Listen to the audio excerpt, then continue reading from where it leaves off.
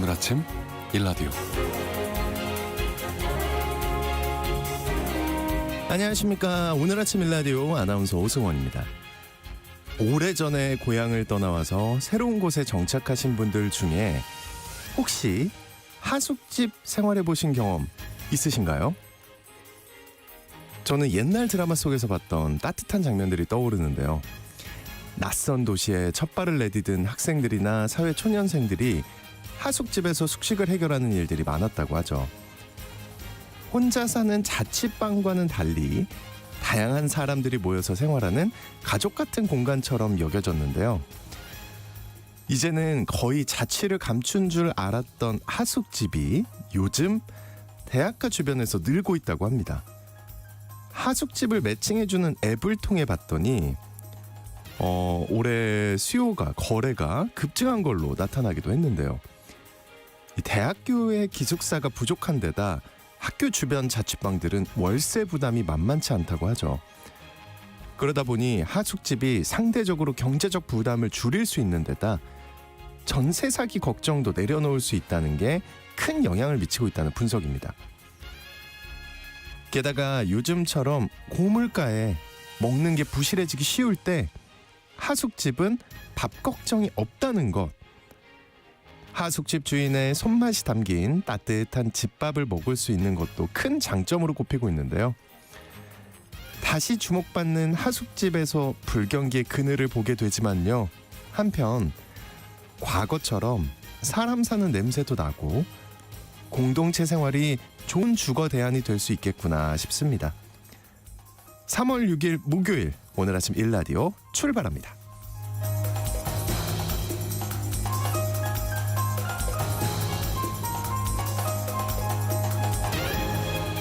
네, 오늘 아침 일라디오 이 시간은 물론 KBS 일라디오의 모든 프로그램은 유튜브 KBS 일라디오 공식 채널이나 모바일 콩 어플리케이션을 통해 실시간으로 함께 하실 수 있습니다.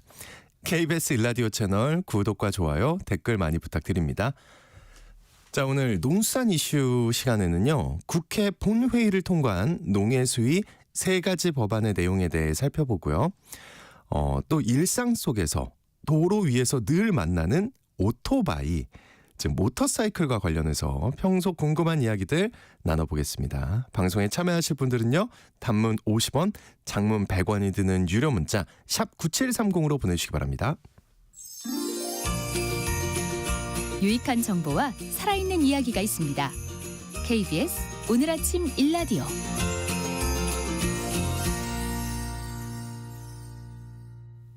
지난달 국회 본회의에서 농림축산식품해양수산위원회 소관 개정 법률안이 3건 통과됐습니다. 식물방역법, 그리고 식생활교육지원법, 차산업발전법인데요. 오늘 농수산 이슈에서는 개정된 법안들의 내용과 의미에 대해 알아보겠습니다. 한국농정신문의 원재정 기자님 전화 연결돼 있습니다. 안녕하십니까? 네, 안녕하세요. 한국농정신문 원재정입니다. 네, 3건의 법안이 통과됐다는 소식이네요. 네, 법 개정안이 발의되는 건수 굉장히 많은데요. 본회의에 상정되고 또 최종 통과돼야 의미가 생기잖아요. 그래서 오늘은 지난달 27일 국회 본회의를 통과한 농림축산식품해양수산위원회 소관 개정 법률안들을 설명해 드리려고 합니다.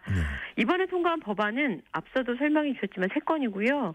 식물방역법 일부 개정 법률안, 식생활교육지원법 일부 개정 법률안, 그리고 차산업발전 및 차문화진흥에 관한 법률 일부 개정 법률안입니다. 네, 법이 개정되면 실생활에도 영향이 미치게 되잖아요. 네. 어떤 내용들이 담겨 있는지 살펴보죠. 네, 먼저 이 식물방역법 일부 개정 법률안 내용 설명드리겠습니다. 이 법안은 이병진 더불어민주당 의원이 대표 발의했고요. 이병진 의원을 포함해서 10명의 의원이 공동 발의했습니다. 발의 시점이 지난해 6월인데요. 네. 이번 식물방역법 개정안이 발의된 배경에는 지난 2023년 국내 업체가 GMO 주키니 호박 종자를 정부 승인 없이 들여와서 수년간 유통시켰던 문제가 있습니다. 그 주키니 호박 때문에 관련 농가들이 큰 피해를 입었다, 이런 뉴스를 접했던 기억이 있네요. 네, 맞습니다. 수년 동안 재배했던 주키니 호박 이었는데 2023년에 GMO 양성 반응이 나왔고요. 같은 종자로 농사를 지었던 농가들이 이 주키니 호박을 폐기해야 했습니다. GMO 호박이 아닌데도 이제 구입을 꺼리는 일이 생기면서 농가 피해도 심각했고요. 네. 종자를 수입하면서 검역 절차를 제대로 거치지 않았고 이게 시중에 유통되면서 문제가 확산됐는데요. 당시의 식물방역법에도 검역 부분은 언급돼 있었거든요. 어떻게 돼 있었냐면 우편물 또는 탁송품으로 식물류를 수입하는 경우 우편물 또는 탁송품을 첨부해서 그 사실을 식물검역기관 장에게 신고하고 검역도 받아야 합니다. 이를 위반하면 300만 원 이하의 과태료를 부과할 수 있도록 규정해놨는데요. 하지만 이를 위반하면서 이 GMO 주키니 호박 사태가 벌어지게 됐고요. 좀 더 강한 처벌 규정이 필요하다 이런 여론이 당시에 확산됐습니다. 네. 그러면 이번에 개정된 식물방역법은 당연히 이전보다 처벌 규정이 강화됐겠네요. 네, 맞습니다. 수입한 식물이 판매용인지 아니면 자가 소비용인지에 따라서 처벌 규정을 좀 나눴는데요. 자가 소비용인 경우에는 그때 이제 검역 규정을 위반했을 때는 이전과 동일한 300만 원 이하의 벌금을 부과합니다. 하지만 판매용인데 검역 규정을 위반했을 때는 징역형이 신설됐습니다. 네. 판매용 수입 식물을 고의로 신고하지 않거나 거짓 또는 그 밖에 부정한 방법으로 검역을 받은 경우에는 1년 이하의 징역 또는 1,000만 원 이하의 벌금으로 처벌 규정이 강화됐습니다. 국내에서 승인되지 않은 GMO 식물의 유통이라든가 이 외래 병해충 유입을 방지하기 위해서인데요. 개정안을 보면서 자가용과 판매용을 구분해 놓은 게 자칫 사각지대가 되는 건 아닌가 하는 우려가 생기기도 했습니다. 네. 걱정이 되네요. 그 부분은.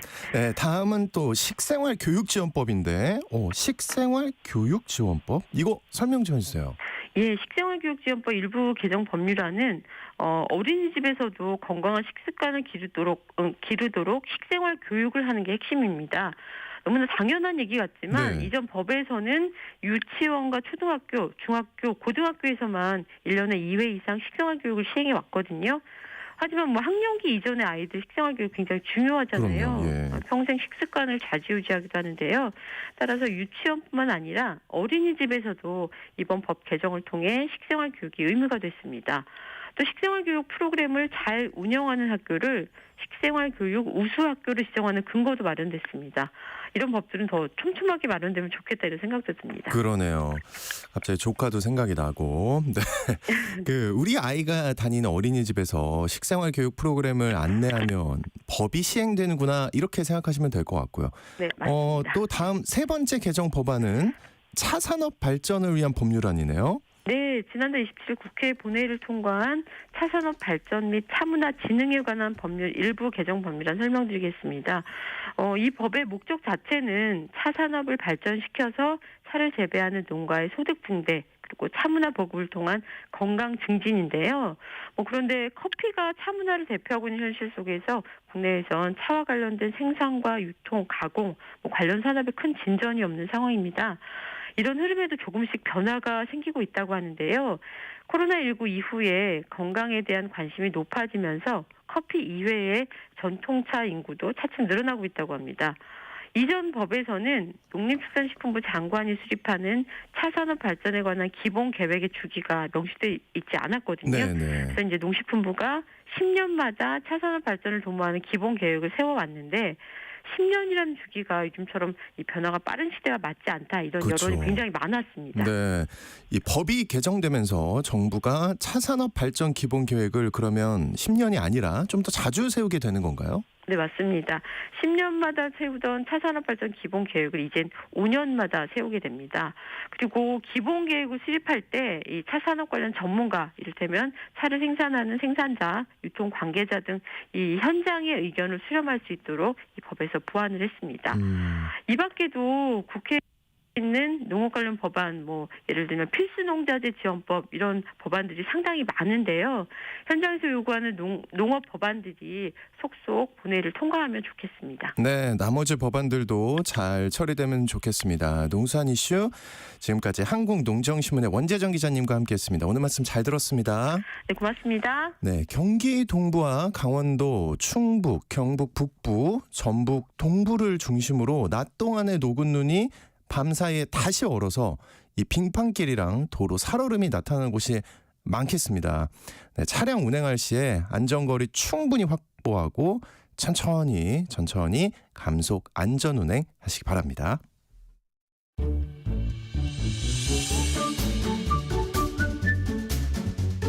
아침을 여는 기분 좋은 습관. KBS 오늘 아침 일라디오.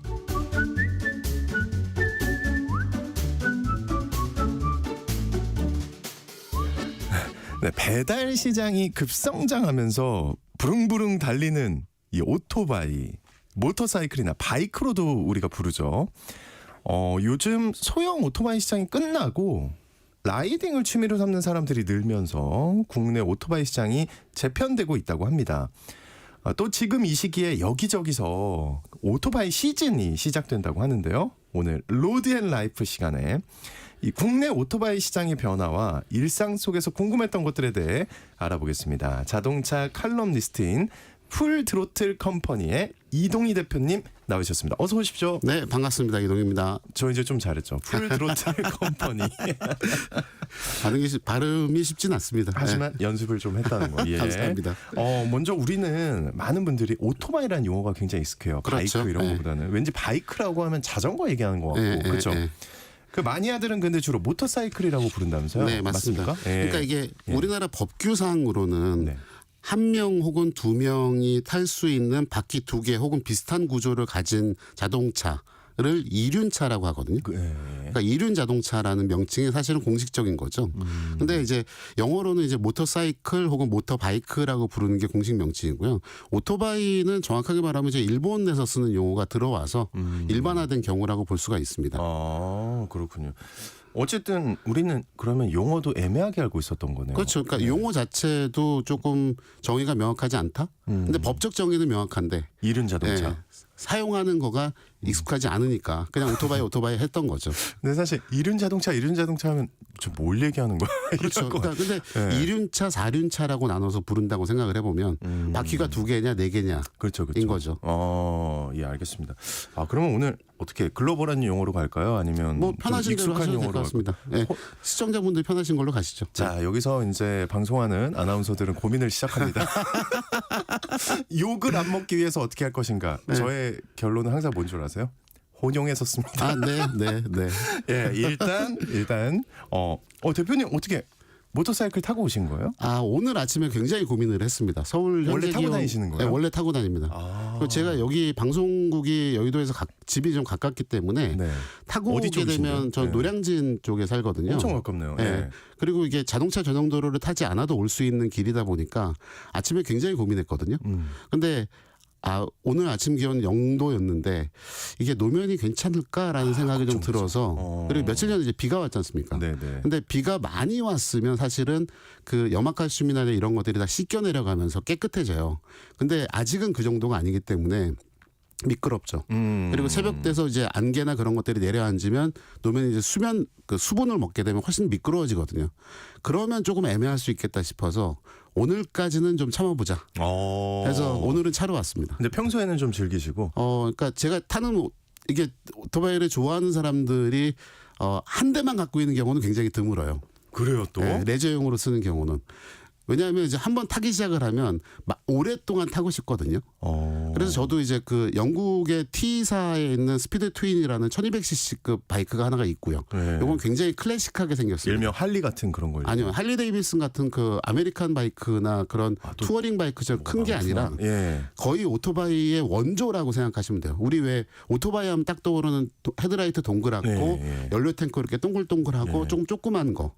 조그만 게 있어요. 작은 사이즈입니다. 근데 여하튼 그거를 이제 평소에 레저용으로 타고요. 근데 이거를 매번 타고 다닐 수는 없죠. 왜냐하면 얘를 타려면 정확하게 자켓도 제대로 입어야 되고 부츠도 신어야 되고, 그러니까 보호대가 들어가 있는 장비들을 다 갖춰 입고 얘는 타거든요. 빨라서 그렇죠. 속도도 있고요.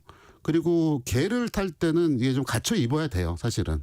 왜냐하면 아무리 시내를 간다고 그래도 사실 이거는 어떻게 비교하냐면 전 자전거 타시는 분들이 왜 그 사고 난다고 했을 때 저 사이클 탑니다. 사이클 타시면은 속도 그래도 30km, 40km 넘으시잖아요. 예전에 다리가 싱싱할 땐 그랬는데 그러면은 그 속도에서 사실은 넘어지거나 했을 낙차 사고가 났을 때 굉장히 많이 다치잖아요. 그러니까 똑같아요. 모터사이클도 어차피 높은 데에서 앉아 있다가 넘어졌을 때 다치는 건 똑같기 때문에 이게 뭐 시속 속도가 30km냐 40km냐랑 상관없이 사실은 안전장비를 다 갖추는 게 맞죠. 아, 그렇죠. 네, 근데 이제 큰 경우든. 바이크는 이게 제가 다루기가 더 힘든 부분도 있고 무겁거든요. 제 것만 하더라도 크기는 크지만 한 200kg 정도 됩니다. 근데 110cc 정도 타는 스쿠터를 하나 더 갖고 있는 이유가 매번 그렇게 갖춰 탈 수 없으니까 시내를 다니거나 뭐 일을 보러 다니거나 할 때는 뭐 간단하게 우리나라 이제 법규에서 규정하고 있는 안전장비라고 하는 헬멧하고 네. 그다음에 장갑 정도 그리고 신발도 뭐 발목 정도를 커버할 수 있는 목이 긴 운동화 요런 정도까지만 하고 스쿠터는 타죠. 그럼 차는 아예 없으신 거예요? 차도 사륜차는? 차도 2대가 있죠. 잠깐만요. 그러니까 이게 보면은 이렇게 부자신 거예요 지금? 아니요. 네. 그게 아니라 다 합쳐봤자 차값하고 오토바이 값을 합쳐도 한 3천만 원 지금 시세로 그거밖에 안 돼요. 그러니까 이렇게 중대형 세단 새차 가격 한 대분도 안 됩니다, 사실은. 그러니까 그런데도 불구하고 이제 4대라고 하면 그러면 이제 굉장히 부자처럼 보이긴 그러니까 하죠. 차 4대 한 집도 한 서너 채 있는 느낌. 그랬으면 좋겠습니다. 하여튼 멋지게 살고 계시네요. 예.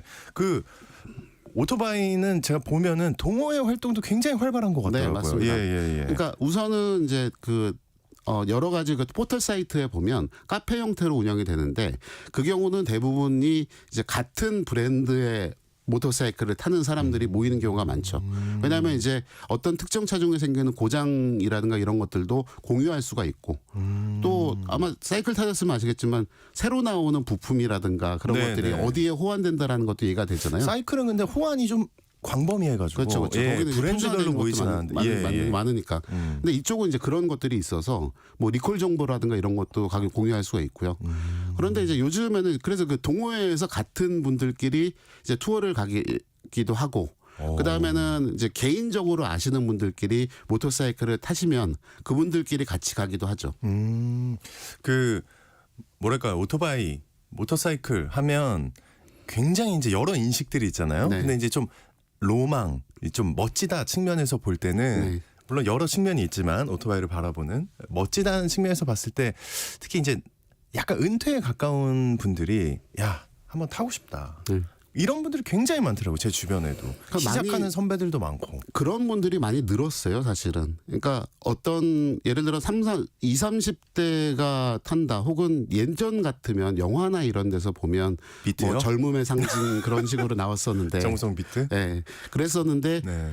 그거를 벗어나서 지금은 그때 예를 들어 그 비트를 봤던 20대 분이라고 하면 지금이면은 40, 50대 되셨거든요. 예. 그럼 이제 그 로망을 이제 실천을 하는 거죠. 돈이 좀 생겼으니까. 네, 여유도 있고 그다음에 이제 집에 신경 쓸 일도 조금은 이제 멀어졌고요. 아이들도 좀 크고 그랬으니까. 그런데 그 비트에서 나왔던 모터사이클처럼 이렇게 레이서 레플리카라고 그러거든요. 엎드려서 타는 거는 허리 아파요. 힘들어요. 다루기도 힘들고 물론 속도가 빠른 것도 있지만 이제 나이가 들어보시면 아실 텐데 나이가 들면 동체 시력이 떨어집니다. 그래서 빠른 것들의 움직임을 쫓아가기가 좀 어려워져요.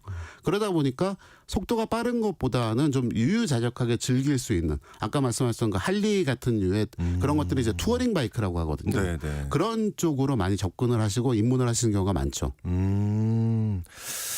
굉장히 좀 이해가 되기도 하고요. 예, 공감도 가고. 지금 어쨌든 3월인데 네. 이제 굉장히 두근거리실 것 같아요. 이제 시즌이 시작되는 거잖아요. 그렇죠. 날씨가 좋아지고 그죠? 근데 이제 어떻게 즐기는 어떤 시즌이 시작된다는 건지 한번 얘기해 주시면 좋을 것 같아요. 모터사이클은 눈이 오면 못 합니다. 그러겠죠. 그러니까 두 바퀴로 가기 때문에 이게 뒷바퀴가 미끄러요. 뒷바퀴로 동력을 전달해서 구동을 하거든요. 근데 앞바퀴는 그냥 굴러가면서 방향을 바꿔주는 거예요. 사실은 자동차도 우리가 운전대를 돌리면 앞바퀴가 꺾이면서 방향을 바뀌는 것처럼 걔도 핸들바를 돌렸을 때 앞바퀴로 조향을 하거든요. 근데 이 앞바퀴가 미끄러지면 100% 넘어집니다. 그러니까 도로가 미끄러워도 뒷바퀴만 흔들리는 정도면 발을 내려서 잡고선 가요. 이게 안 되는 거예요. 윈터 타이어 뭐 이런 건 없어요? 윈터 타이어 같은 것들이 있기는 있어요. 근데 있더라도 뭐 자동차처럼 어쨌든 이렇게 차도 미끄러지지 않습니까? 그럼요. 근데 얘는 미끄러지면 그대로 미끄러지는 상황이 되지만 오토바이는 넘어지니까. 그래서 겨울 동안에는 사실은 거의 못 하게 되고요. 그리고 일단 추워요. 바람을 다 맞게 되니까. 옷 아무리 따뜻하게 해도. 네, 그러니까 물론 이제 거기에도 그러니까 흔히 말하는 방한 대책이 있어요. 그러니까 열선 조끼라고 그래서 네. 그러니까 우리 그 저 장갑 같은 거에도 열선 들어가는 것들이 있거든요. 배터리로 데우는 거. 네. 그런 것들이 있어서 그걸 입고 타시는 분들도 계신데 정말 저는 이제 그 정도까지는 아니어서 엄지척입니다. 전 그분들은. 진짜 스쿠버 다이빙에도 열선 수트가 있거든요. 추운 물에 들어갈 때 전 진짜 존경합니다. 같은 마음인 거죠. 그렇죠. 그렇게까지 네. 하는 건 인정한다, 존경한다, 네. 진짜. 그래서 그렇게 하던 거가 이제 겨울 동안에 못 하는 분들 이 경우가 있었던 거예요. 그러면 이제 이게 언제쯤 되면 사실은 풀리냐면 날씨가 좋아졌다고 해서 바로 탈 수 있는 건 아니고요. 금방 제가 오프닝 때 말씀드린 것처럼 이 그 비가 한번 싹 와서 그 노면에 있는 깨끗해지고 그 염화칼슘 잔재라든가 네. 혹은 저 강원도나 이런 데 가면 염화칼슘보다 모래를 많이 뿌려놓거든요. 그러니까 모래들도 사실은 위험할 것 같은데. 네, 비가 와서 한번 씻겨 나가야 돼요. 그러니까 공식적으로 제대로 탈 수 있는 거는 아니라 겨울 동안에 잘 지냈냐, 오토바이는 살아 있었냐, 이제 그런 것들을 그냥 서로 만나서 한번 얼굴 체크하고. 보고, 네, 그리고 올 한 해도 뭐 서로 잘 타보자라고 이제 다독여주는 그런 관계, 그런 시기가 딱 요맘때인 거죠. 이제 마치 경칩이듯 개구리가 깨어나듯 이제 라이더들도 깨어나는군요. 네. 근데 이제 이 말씀을 한번 드리고 싶어요. 좀 궁금한 것도 있고 중간에, 그러니까 어떤 말씀이냐면 오토바이 타는 인구가 되게 많아 보이거든요. 네. 사실 이거 뭐 일상생 저만 느끼는 걸 수도 있지만 일단 배달 엄청 많고요. 그죠? 그 소형 오토바이 타는 분들도 굉장히 많이 보이고 또 이렇게 취미로 즐기는 분들도 많고 대충 어느 정도 인구가 있다. 모터사이클 인구가 이 정도다 하는 통계가 있나요, 혹시? 사실 정확하게 통계로 나온 거는 없고요. 없어요. 예, 아니 등록 대수라는 게 있을까요? 네, 그러니까 등록 대수로 보면 네. 이륜차만 등록 대수가 한 230만 대 정도 돼요. 그럼 이게 얼마나 많은지가 구분이 잘 안 되실 텐데 네, 우리나라에 등록되어 있는 승용차, 승합차, 화물차, 특수용차를 포함하면 그게 한 4륜차를 다 합치면 4륜차를 다 합치면 2,600만 대 정도 됩니다. 그러니까 사실은 자동차 등록 대수의 10분의 1도 지금 안 되는 상황이고요. 네. 그다음에 이제 운전면허 같은 경우가 1종 보통면허나 2종 보통면허를 갖고 있으면 사실은 125cc 이하의 스쿠터나 그 정도의 오토바이는 운전을 할 수가 있어요. 같이 운전이 되는 거죠. 근데 원동기 면허라고 그래서 자동차 면허는 만 19세 이상부터 딸 수 있지만 원동기 면허는 만 18세 이상부터 딸 수 있거든요. 그러니까 그 원동기 면허를 지금 소유하고 있는 사람이 한 23만 명 정도 되고요. 그다음에 2종 소형 125cc 이상의 좀 대형 바이크를 운전할 수 있는 게 2023년 기준으로 한 14,000명 정도 됐고 연애 한 1,000명씩 늘어나니까 지금은 한 16,000명? 그 정도 됐을 겁니다. 그러니까 면허의 소지자로만 보면은 전체 운전면허 소지자에서도 한 10분의 1이 안 돼요. 특히 2종 소형 면허는 그러니까 우리나라 인구에서 만 몇천 명이 그 면허를 갖고 있는 거죠. 그렇군요.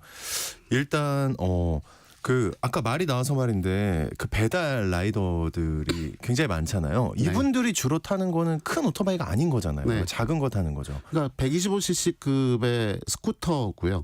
스쿠터를 많이 타는 이유는 이게 일단 기어가 없어요.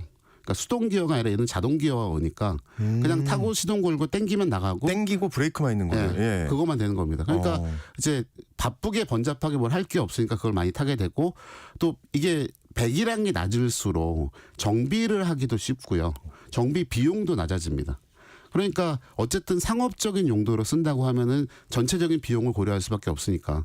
그리고 그런 바이크들이 연비도 훨씬 더 좋고요. 그래서 그 125cc 이하급은 거기도 사실은 레저용하고 그게 나뉘기는 해요. 예.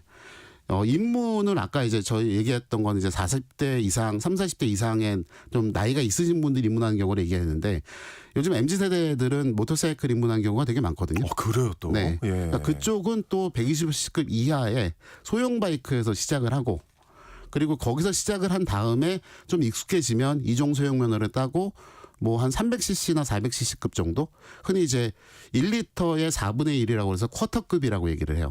쿼터급 바이크로 옮겨가는 경우가 많죠. 근데 MZ세대들이 바이크에 빠지는 건 일단 예쁘고 멋진 것도 있지만 사실은 자동차를 못 사기 때문도 좀 있습니다. 편리해서 그죠? 그렇죠. 그러니까 예. 전체적인 비용에서도 줄어든 부분이 많으니까요. 근데 어쨌든 이제 오토바이 이미지가 솔직히 좋지는 않아요. 네. 예, 뭐 얼마 전에 뉴스 보니까 3.1절 폭주족 여전히 뭐 그러고 있고 하지만 또 생계형 이런 필수 네. 예, 소비자들이 또 있다 쓰는 사람들이 그 소형 그 바이크 시장 맞나요? 네. 이쪽 시장에 호황이 있었는데 이게 이제 끝났다는 말이 들리던데 이건 또 무슨 얘기예요? 그렇죠. 그러니까 이게 예. 사실 2023년 대비해서 2024년에 125cc 미만의 그 스쿠터 판매가 11% 정도 줄었거든요. 그러니까 이거는 근데 사실 그렇게 생각해 보시면 돼요. 2020년에 저희가 이제 코로나가 시작이 됐고 네. 본격적으로 음식 배달 문화도 그때부터 시작이 됐어요. 그러다 보니까 그때 21년, 22년이 성장을 했던 거고요. 네네. 엄청나게 많이 팔렸거든요. 125cc급 스쿠터들이. 그러니까 그 배달 시장이 그랬던 것 같은데. 만들어지고 시작이 되면서 거기에 들어오신 분들도 많았고요. 그리고 그 시기에 이제 그 대리운전을 하시던 분들이 이쪽으로 오신 경우가 많았었어요. 왜냐하면 배달 쪽으로. 네, 왜냐하면 이제 그렇죠. 술을 예. 먹거나 그런 경우가 안 되니까. 맞죠. 그래서 어쨌든 예. 이제 배달 시장으로 들어오시면서 그 시장이 폭발적으로 성장을 했는데, 그러니까 작년에 판매가 줄어든 거가 상대적인 개념일 수 있다는 거죠. 어쨌든 그래도 국내에서 지금 이제 그런 배달 플랫폼 업체들이 많이 생기고 거기서 배달이 계속 실행이 되고 있으니까 주변에서는 많이 보입니다. 당연히 네. 우리 생활 속에 어떤 도구로서는 확실하게 자리를 잡았다고 보이는 거죠. 그렇군요. 이것도 좀 궁금했어요. 옛날부터 그 왜 해외 브랜드들 네. 뭐 독일의 비사나 뭐 이런 데서는 그 오토바이를 만들잖아요. 네. 그리고 굉장히 유명한 걸로 알고 있어요. 네, 그쪽에서 만드는 그 오토바이가 좋고, 근데 우리나라 현대 기아차는 안 만들잖아요. 네. 이것도 좀 특이한 것 같기도 해요. 이게 예. 모터사이클 맞다. 일본 자동차들도 다 만들고 일본은 오토바이로 시작했잖아요. H사만 그렇고요. 사실은 T사라든가 뭐 그다음에 N사라든가 이런 데들은 만들진 않습니다. 근데 왜 그러니까 특이한 거예요, 사실은. 일본의 H사하고 독일의 B사가 굉장히 특이한 케이스인 거죠. 그러니까 독일의 B사 같은 경우는 처음에는 이제 항공기 엔진을 만들다가 그거를 육상 교통 수단으로 뭘 하나 만들어 보자 해서 시작됐던 게 사실은 자동차보다 모터사이클이 먼저였었고요. 그리고 H사도 마찬가지로 지금 말씀하신 것처럼 네. 이륜차를 먼저 만들었죠. 그래서 그렇게 된 건데 사실 자동차를 개발하는 거하고 모터사이클을 개발하는 게 완전히 다른 영역이에요. 그러니까 뭐 엔진 달리고 바퀴인데 똑같은 거 아니냐라고 하는데 사실은 완전히 다른 부분이라 예를 들어서 모터사이클은 요즘에는 많이 바뀌었습니다만 대체로 공냉식 엔진을 써요. 그러니까 엔진 오일만 들어가고 바람의 힘으로 엔진을 식히는 거죠. 근데 자동차는 순행이거든요. 그럼 이것도 사실은 엔진이 다른 거예요. 다른 종류 엔진인 거죠. 그리고 이렇게 흔히 말하는 대로 앞 서스펜션의 움직임이라든가 이런 것들이 모터사이클이 따로 돼 있는 분야가 굉장히 많습니다. 그러니까 이게 그래서 이제 지금까지 저희가 얘기했던 뭐 배달 시장이라든가 이런 것들은 약간 좀 사용의 관점이었다고 하면 지금 말씀하신 자동차 회사들이 왜 안 하느냐는 산업의 관점이고 기술의 관점인 거죠. 네네네. 그러다 보니까 이제 우리 경찰 분들이 타는 오토바이도 네. 외국산에 의존한다고 들었습니다. 근데 이 라이더들 입장에서는 굉장히 불편한 일이 많을 것 같은데 그것만으로도 우리는 자동차 강국이잖아요. 네. 그렇죠. 근데 왜 모터사이클 시장은 아예 전혀 키우지 않았을까요? 이거 좀 궁금한데. 그게 예. 면허 체계라든가 그런 것들이 제약이 많이 있었다고 생각을 해요. 그러니까 운행을 하는 데 있어서도 사실은 자동차 전용 도로라고 하는 서울을 기준으로 할 때 올림픽대로하고 강변북로가 있지 않습니까? 네. 그거를 만들어 놓은 거는 조금 먼 거리를 갈 때 빨리 갈 수 있도록 해놓은 거예요. 그러니까 신호를 거치는 시내길을 말고 전용 도로로 해서 한 번에 가라는 의미잖아요. 거기에 이제 이륜차가 들어가지 못하게 된 게 91년서부터입니다. 그러니까 이게 어떤 산업화가 돼서 제대로 시장이 커지고 그리고 중형급 뭐 125cc 이상의 중대형 바이크의 시장이 커졌어야 되는데 그런 제약들이 생겨버린 거죠. 또 2종 소형 면허를 갖고 있어야만 네네. 그런 중대형 바이크를 운전할 수 있다라는 것도 2종 소형 면허를 따기가 굉장히 어렵습니다.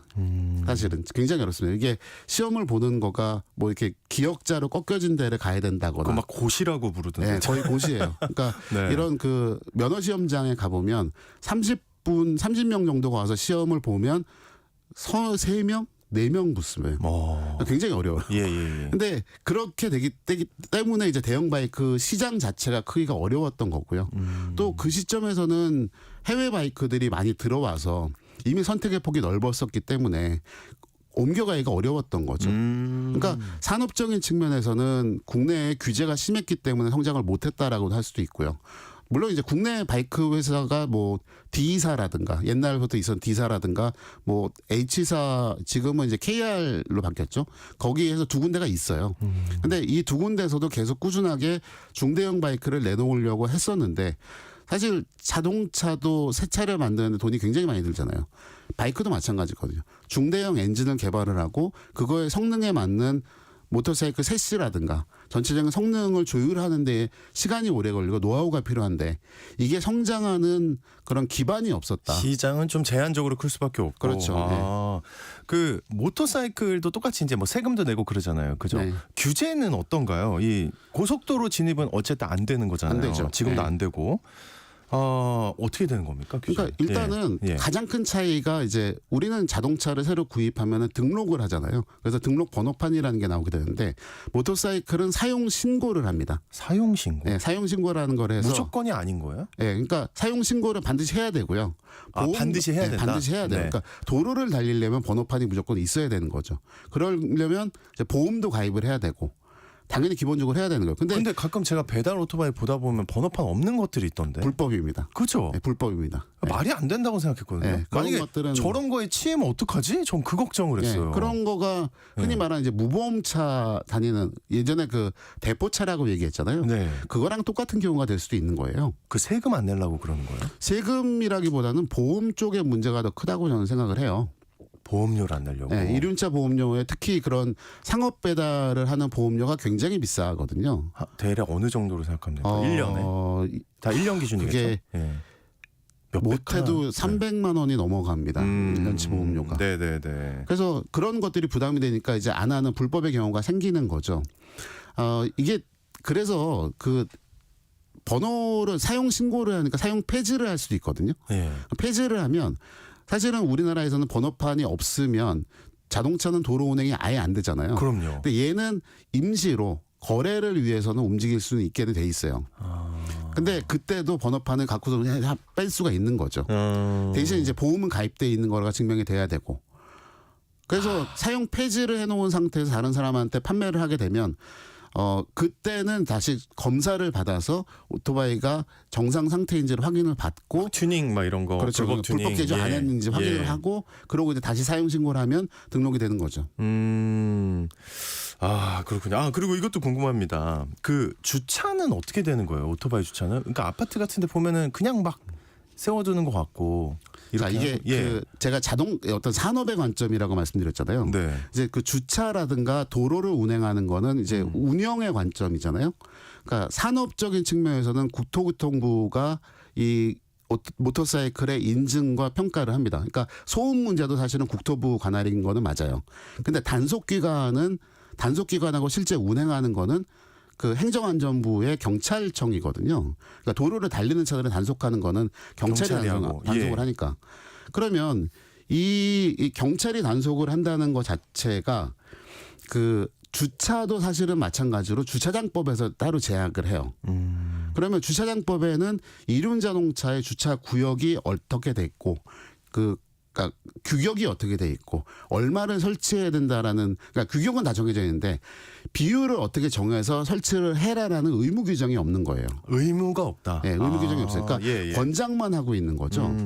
그래서 사실은 저도 이륜차를 탑니다만 굉장히 억울할 때가 많아요. 그러니까 지금 주차 얘기하시면은 뭐 인도에 세운다. 그래 사람 다니기 불편하고. 그 인도에 세우면 안 되는 거죠. 안 되는 거죠, 정확하게. 원래는 불법인 거죠. 그런데 주차장법상 그게 명확하게 규정이 안 돼 있고 주차를 할 데가 없어요. 정확하게 말씀드리면. 그래요? 네. 그러니까 저도 사실은 주차비 내고 공직 주차장에 세우고 싶거든요. 왜냐하면 길거리에 세워놓은 경우에 불법 주차라고 하게 되면 예를 들어 다른 차가 와서 주차되어 있는 제 모터사이클을 치고 갔다. 네. 그러면은 저도 그 책임이 어느 정도 있는 거지 않습니까? 불법 주차에 책임이 있는 거잖아요. 그렇게 되네요. 예. 그러니까 보상을 덜 받게 되거든요. 그건 좀 억울한데. 예, 억울하죠. 많이 억울하죠, 사실은. 그러니까 주차를 내 돈 내고 한다는 거는 그 돈을 낸 만큼 제가 보호를 받을 수 있는 건데 보호를 아예 못 받게 돼 있는 거잖아요. 돈을 내고 싶은데도. 그러니까 이런 것들은 좀 차이가 좀 있죠. 대신 이제 그 공동주택 같은 경우에는 자체적으로 이륜차 주차 공간을 확보하는 경우들이 있어요. 그러니까 요즘에는 그게 좀 더 늘어나고 있기는 합니다. 그래, 우리 보면은 주차비도 안 내는 것 같던데. 네. 예. 그러니까 예. 편리하다는 면에서는 그런데 이게 교통의 흐름이라든가 그다음에 공평성 문제에서는 조금 아쉬운 부분들이 있죠. 어떤 건지 알겠습니다. 경화님이 요즘은 그래도 잠잘 때 오토바이 시끄러운 소리는 안 들린다고 하셨는데 또 아닌 지역이 있거든요. 경화님 다 그런 건 아닌 것 같아요. 왜냐하면 이게 아직도 질주하는 소리를 전 듣거든요. 네. 집이 용산인데 소음 규제는 이거 어떻게 하는 거예요? 그러니까 이제 제작해서 이것도 이제 법규의 문제인데 신차를 제작을 해서 인증을 받을 때 기준이 있고요. 그다음에 운행하는 차의 배기 소음에 대한 기준이 있습니다. 그러니까 운행하는 차는 그게 최대 105데시벨이에요. 근데 이 105데시벨이 그렇게 큰 소리도 아니고 작은 소리도 아니거든요. 왜냐하면 네네. 경적음 있죠. 저희 그 클락슨 빵빵하는 소리. 그거의 한계가 110데시벨이에요. 근데 110데시벨보다는 작은데 그게 지속적으로 계속 나니까 시끄럽다고 느끼는 거고요. 그다음에 도심 지역 같은 경우에는 울리죠. 이게 계속 소리가. 그리고 배달을 다니는 경우가 대체로 한 새벽 3시 정도까지는 다니니까 야간 시간에 다니면은 다른 소음이 없는 거예요. 그래 더 잘 들릴 거다. 더 잘 들리는 거죠. 근데 물론 불법 개조를 하는 경우도 있습니다. 그래서 경찰청에서는 대부분 매년 한 4월쯤 하고 매년 한 10월쯤에 그런 불법 개조차 일제 단속 기간이 있어요. 네네. 그래서 소리가 크거나 하는 차들을 잡아서 사실은 머플러 같은 경우도 구조장치 변경을 통해서 원하는 거를 끼울 수가 있거든요. 이건 자동차도 마찬가지고. 그러면 법적 규정을 지킨 상태에서 새 걸로 바꿔놓은 거예요. 그런 것들이 아니라 불법 개조한 게 있는지 그런 것들을 꾸준하게 단속을 하고 있습니다. 자, 오늘 굉장히 다양하게 얘기를 하고 있는데 이제 어쨌든 라이더들이 도로 위에 많이 나오는 계절입니다. 우리 모터사이클 시장과 문화를 좀 어떻게 발전시켜 나가는 게 좋을까요? 지금은 이렇게 혼재돼 있는데. 네. 그러니까 저는 어쨌든 이제 취미형하고 생계형 시장이 확실하게 다르고요. 그리고 이게 어느 쪽이라고 해도 다 도로를 이용하는 이용자인 거는 다 공통이거든요. 네. 그러니까 그게 모터사이클이 됐건 자동차가 됐건 버스가 됐건 트럭이 됐건 다 마찬가지인 거예요. 우리 보행자도 사실은 마찬가지인 거고요. 그러니까 그렇게 서로 좀 이해를 하는 관계가 좀 됐으면 좋겠어요. 서로 이해하는 관계. 네. 그러니까 예를 들어서 길이 밀린다라고 하는데 이륜차를 많이 타게 되면 길은 덜 밀립니다. 사실은. 그리고 이 서울 시내만 보더라도 한 60% 정도가 1인 승차한 차거든요. 그럼 1인 승차한 차들이 이륜차를 바꾸게 되면 도로에서 그만큼 정체가 줄어드는 거예요. 그다음에 리터당 한 10km 정도로 가는 승용차를 이륜차로 타고 다니면 제가 타는 그 스쿠터 같은 경우에 리터당 한 60km 가거든요. 연비 진짜 좋네요. 연비 좋아요. 그러니까 한 번 한 3,000원, 6,000원 정도 넣으면은 한 180km 정도 타니까 그러면은 그 차들이 승용차가 다니는 거를 이륜차들로 바꿔 전기가 아니라고 하더라도 그러면 연비도 좋아지고 배출가스량도 줄어들죠. 그러니까 상호 간의 장점이 있다라는 걸 좀 이해하고. 그러니까 동남아나 이런 데 오토바이 엄청 많이 타잖아요. 근데 그쪽은 되려 이렇게 그 소득 수준이 높지 않으니까 이동의 자유라는 측면에서가 확보가 훨씬 더 큽니다. 근데 그런 것들을 좀 서로 간에 이해를 하고 좀 봐줬으면 좋겠어요. 그러니까 예를 들어 그런 거거든요. 승용차 타시는 분들 같은 경우에 제일 무서운 게 버스나 트럭 같은 차가 이렇게 훅 밀고 들어오는 경우예요. 그럼요. 그거를 이륜차에서도 그렇게 느낀다는 거죠. 알겠습니다. 이제 서로 좀 배려하고 이런 운전이 필요하다. 알겠습니다. 자동차 칼럼니스트인 풀드로틀 컴퍼니 이동희 대표님과 오늘 모터사이클에 관련된 여러 이야기 나왔습니다. 오늘 말씀 고맙습니다. 감사합니다.